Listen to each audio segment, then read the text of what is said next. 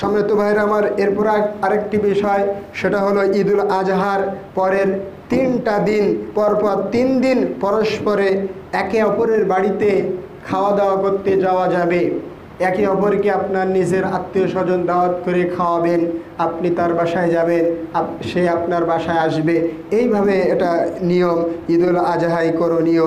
ঈদুল আজহার পরের 3টা দিন পরস্পরের খানাপিনা খাওয়া দাওয়া, একে অপরের দাওয়াত করে মেহমান বাড়িতে নিয়ে আসতে হবে। আপনারা সবাই জানেন, আমরা জানি যে মেহমান এমন একটা দামি জিনিস, একে অপরকে দাওয়াত করে বাড়িতে নিয়ে আসতে হয়। নিয়ে আসলে উপকার আছে। মেহমান যে বাড়িতে আসে সেই বাড়িতে আল্লাহর রহমত বর্ষিত হয়, বরকত বর্ষিত হয়। এজন্য আপনাদের যারা আত্মীয় স্বজন আছে, বিভিন্ন শ্রেণীর আত্মীয় স্বজনকে দাওয়াত করে আপনি বাসায় নিয়ে আসবেন। আপনারাও সেই এলাকায় তাদের কাছে দেখা সাক্ষাৎ করতে যাবেন, তাদের বাড়িতে দাওয়াত খেতে যাবেন। তাদের আত্মীয় স্বজন যারা মারা গেছে তাদের কবর জিয়ারত করবেন। ঈদের দিনে হোক বা অন্যান্য সময়, বিভিন্ন সময় কবর জিয়ারত করা উচিত। শুধুমাত্র ঈদুল ফিতরে আর ঈদুল আজহায় খাস করে কবর জিয়ারত করার দরকার নাই।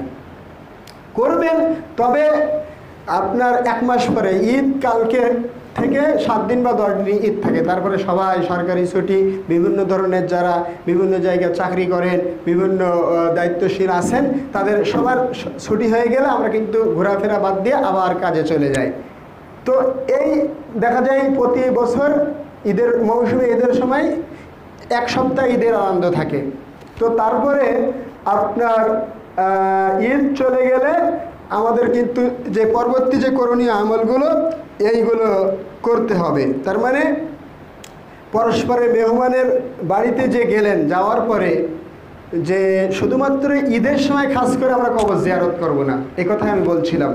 যে ঈদ চলে গেছে, 1 মাস পরে 2 মাস পরে আপনার দাদা মারা গেছে, কি আপনার নানা মারা গেছে, অনেকের আব্বা মারা গেছে, যাদের আব্বু মারা গেছে, আম্মা মারা গেছে, আম্মার কবরের পাশে, আব্বার কবরের পাশে গিয়ে তার কবরটা জিয়ারত করতে হবে, দোয়া করতে হবে। এটা নিয়ম। শুধুমাত্র আপনি ঈদুল আজহার দিন দোয়া করবেন, কবর জিয়ারত করবেন, আর তার কয়েক মাস পরে 11 মাস পরে আবার রমজান আসলো, রমজানের সময়, ঈদুল ফিতরের সময় গিয়ে আবার কবরটা জিয়ারত করবেন। আর এই বাকি 10 মাস 11 মাসের মধ্যে আপনার খোঁজ নাই, তার মাতা পিতার জন্য দোয়া করলেন না, মৃত ব্যক্তিদের জন্য দোয়া করলেন না, এটা কিন্তু নিয়ম নয়। ঈদের দিন যদিও জিয়ারত করেন, মনে পড়ে, সেখানে গিয়ে দোয়া করলেন আত্মীয় স্বজন নিয়ে, তবে অন্যান্য সময়ও করতে হবে। শুধুমাত্র ঈদের দিন খাস করে জিয়ারত করার নিয়ম নাই, বিভিন্ন সময়েও আপনাকে দোয়া করতে হবে। ঈদের দিনও করার চেষ্টা করতে হবে। আল্লাহ আমাদের সেই তৌফিক দিন, আল্লাহুম্মা আমিন। সম্মানিত হাজিরিন, এরপরে ইসলামী সংস্কৃতির অনুষ্ঠান করা যায়।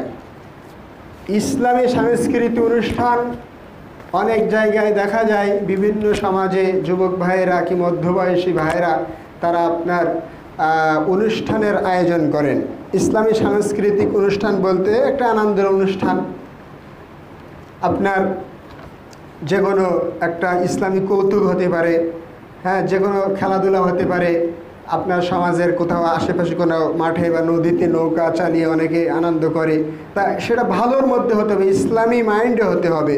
ইসলামী সাংস্কৃতিক অনুষ্ঠান ঈদের সময় আয়োজন করা যায়।